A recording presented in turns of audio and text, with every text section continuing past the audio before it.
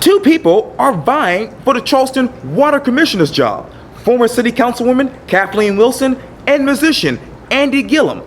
In this special edition of Quintin's Close-Ups, I sit down exclusively with Andy one-on-one. And if you haven't already, be sure to subscribe to my YouTube channel and download my free Quintin's Close-Ups app in your Apple or Google Play stores.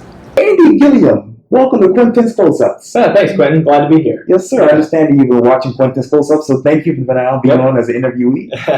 Yeah, I'm getting my bucket lister checked on.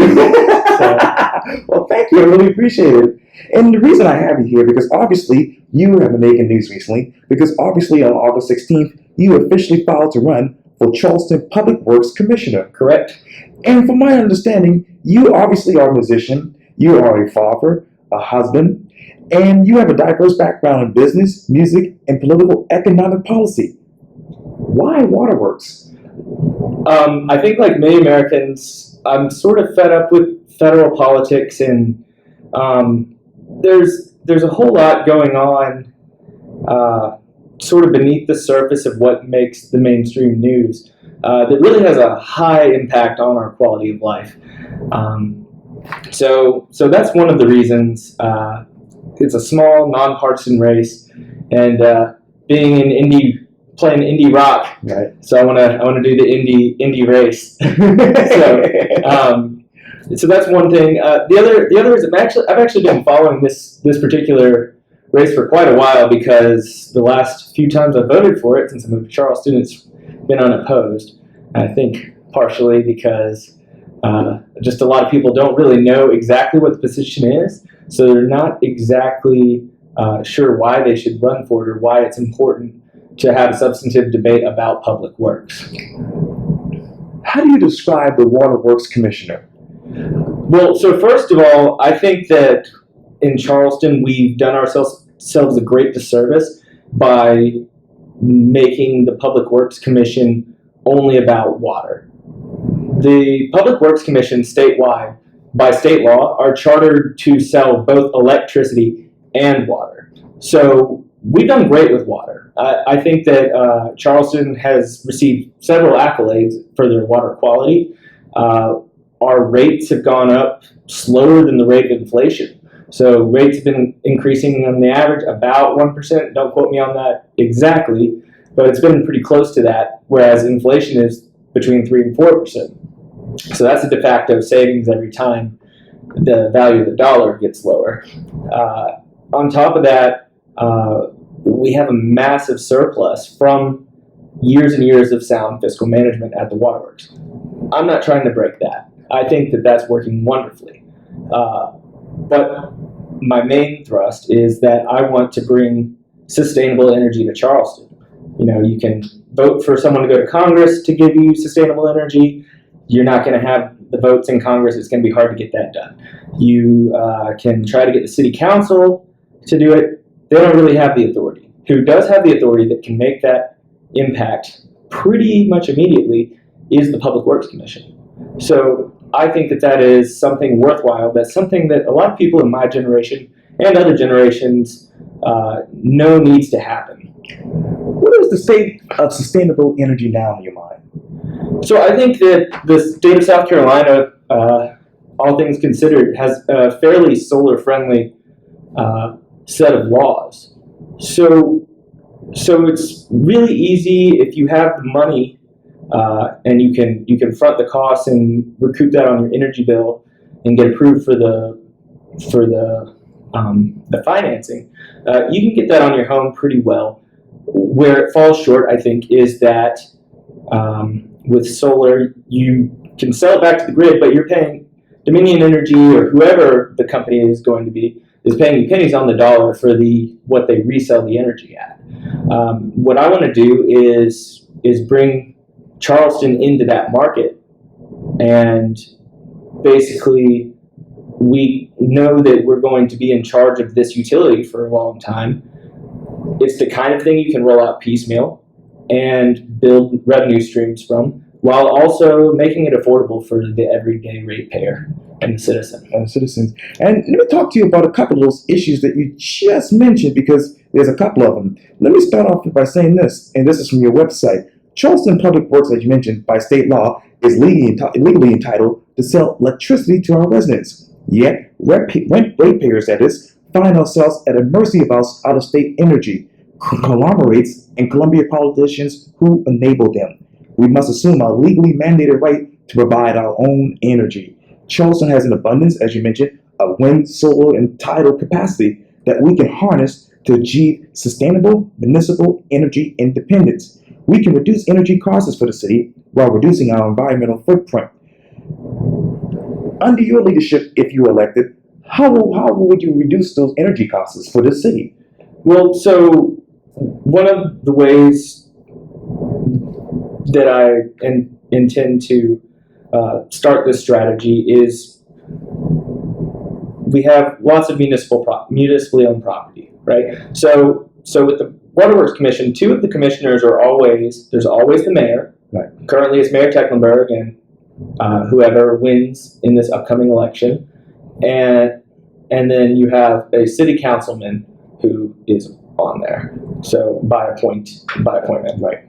Then you have the three other commissioners. So I would rely on the city council and the mayor, the councilman and the mayor to really be on my side when it comes to let's tap into some of that budget surplus and use it to roll out solar power on every municipally owned parking deck. On the top, we have people don't like parking on the top deck because you're in the sun. It's hot in South Carolina. What would be better than putting a shaded roof above that with solar power so that the cars can be in the shade, so that your car isn't 130 degrees and you're going to have a heat stroke when you get back from work at the end of the day.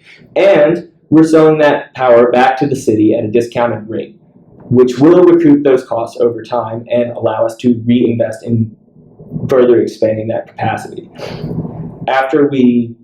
Phase two, after we get the city taken care of in terms of lowering its energy cost and carbon footprint, I want to start rolling out the same program on residential structures, especially for people who may not be able to afford solar right now.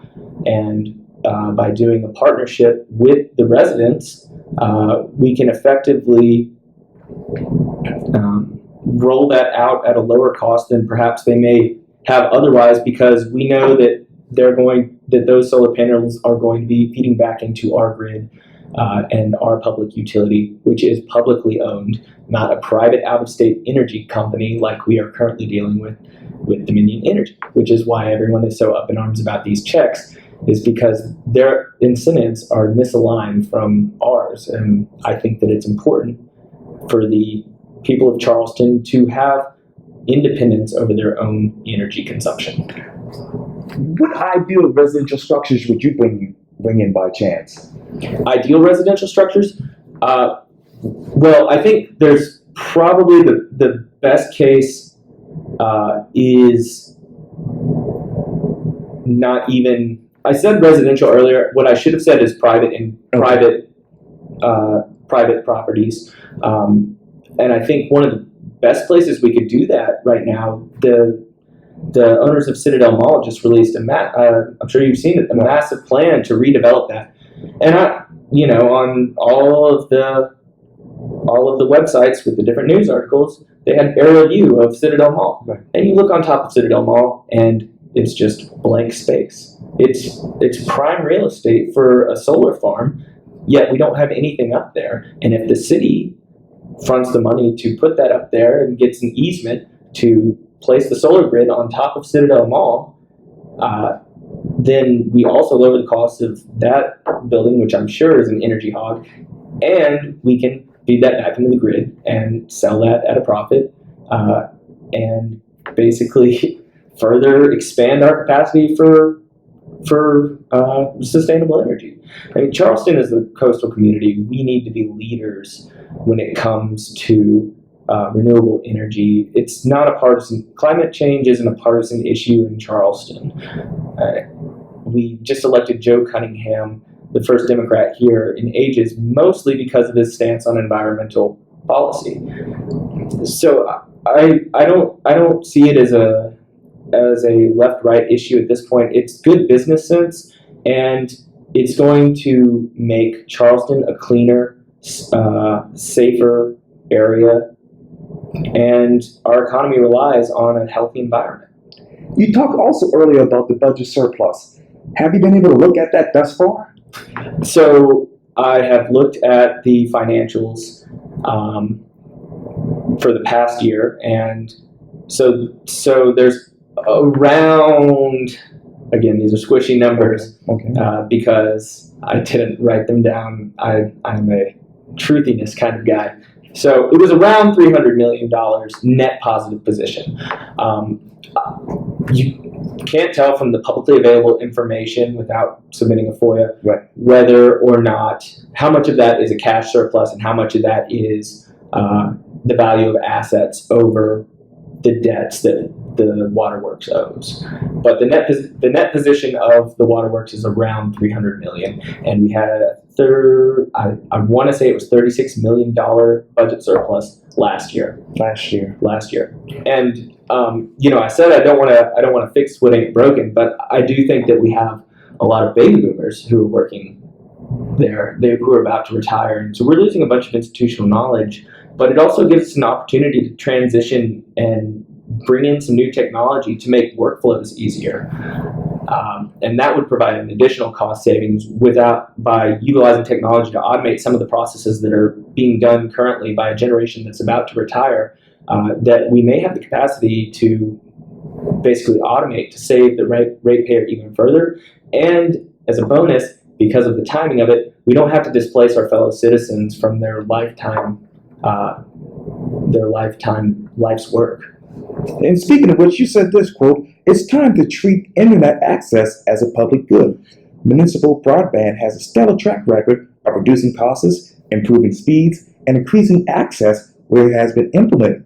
Unfortunately, special interest groups and their cronies in Columbia have made it all but impossible for us to serve ourselves. I'm prepared to take the fight statewide to enable Charleston businesses and consumers to have the premier broadband capacity that your telecom providers refuse to provide." What is that broadband capacity like now? So Charleston has actually some fairly decent options depending on what your neighborhood is. And that's the key issue, depending on your neighborhood. So with a municipal broadband, you're going to serve everybody in the community, first of all. Second of all, when you treat it as a public utility, the incentives change, right? So I don't know as I've ever met a single person who really enjoys Comcast customer service. Not to call you out, Comcast. But, so the point is that, the city of Chattanooga,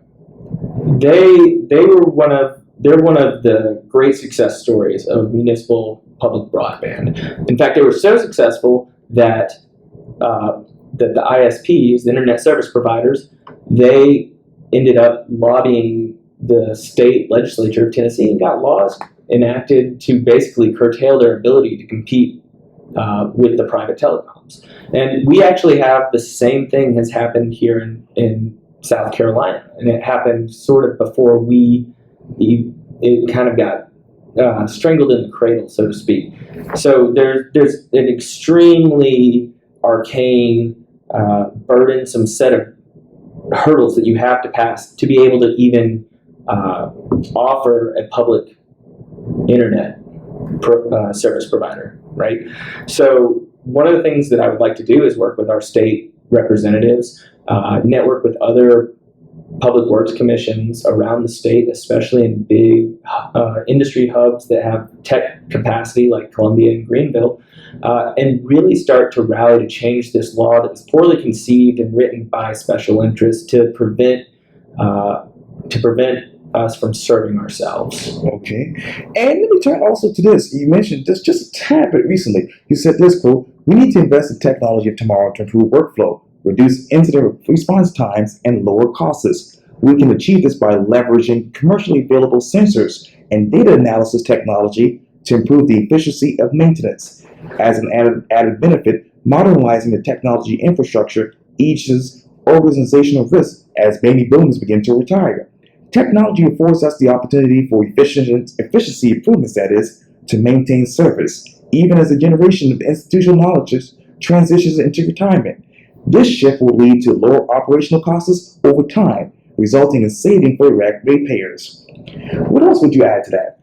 So, I mean, I guess I would just use this recent, many of your viewers may have seen this, that Plum Island had a sewage leak recently. And that was all tied into maintenance.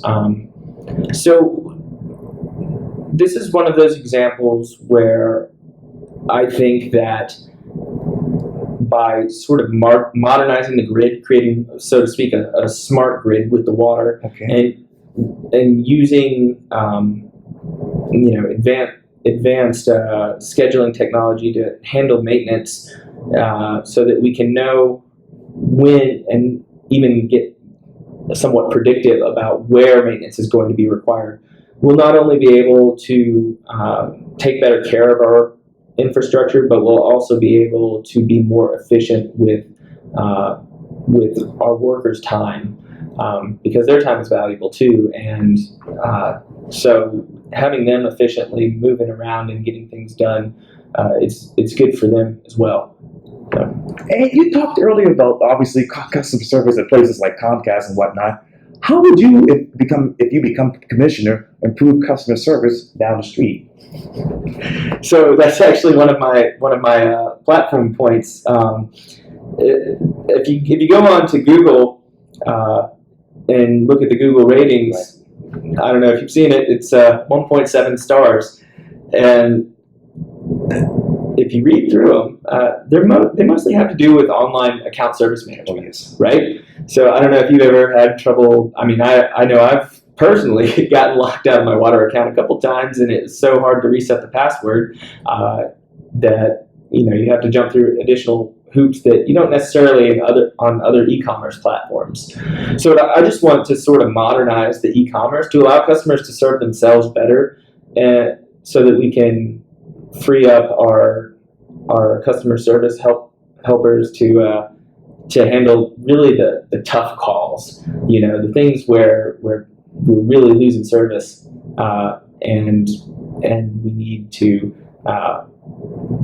devote resources to more than the routine administrative stuff that if you put the tools in the consumer's hand, they can handle it themselves. I was interviewing Linda Page for Quintin's Close-Ups just recently. We talked about the Google groundwater plan in Mount Pleasant.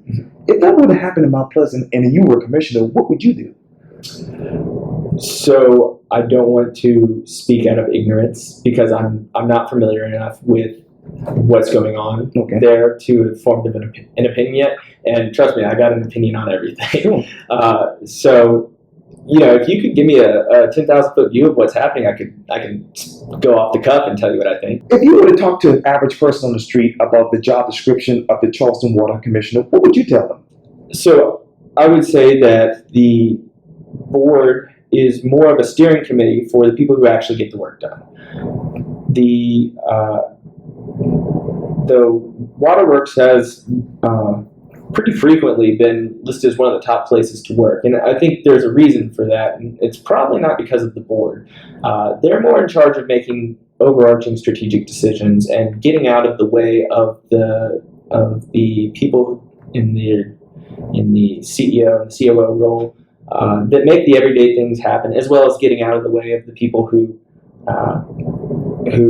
make the other day-to-day operations happen. So I think part of that is understanding that your day-to-day, those folks know how the water works best, and listening to constituents, but also listening to the people at the waterworks. And one of the things that I really want to do is sort of go to department and ask them what's working, what isn't working, and when getting that feedback, I can bring it back to the strategic steering committee, the board, and bring that up with the executive class in the organization, and hopefully make some changes that make the waterworks work better for consumers, but also work better for the people that work there.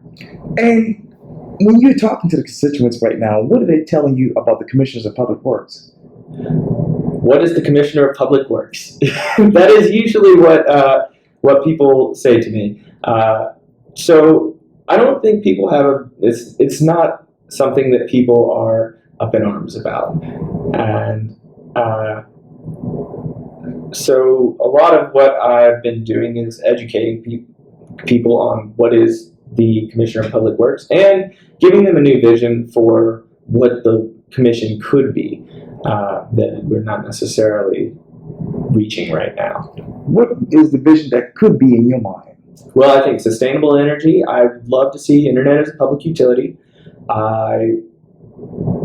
And those two things are really at the core of why I'm running, is to expand what we think of in Charleston, South Carolina, as a public utility and a public works. Quality life. What will that look like 5-10 years from now in Charleston? I'd like to think that maybe not 5, but 10 years from now, we'll have a really robust, sustainable energy grid and lower energy costs. And,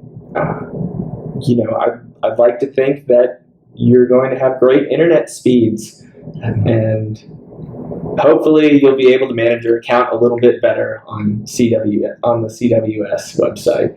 Yeah, CPW. What is the average water bill in Charleston? So I can speak to my water bill is about $60 a month. I think it depends on what your consumption is. I don't know the average, I'm sorry to say. Well, Andy, no worries. Well, Andy, thank you so much for your time. And again, welcome to Quintin's Post Office. Thank you, Quintin. Yes, I appreciate it. This was great. Oh, thank you. We'll do it again. Yeah, thank you. Yeah. Yeah.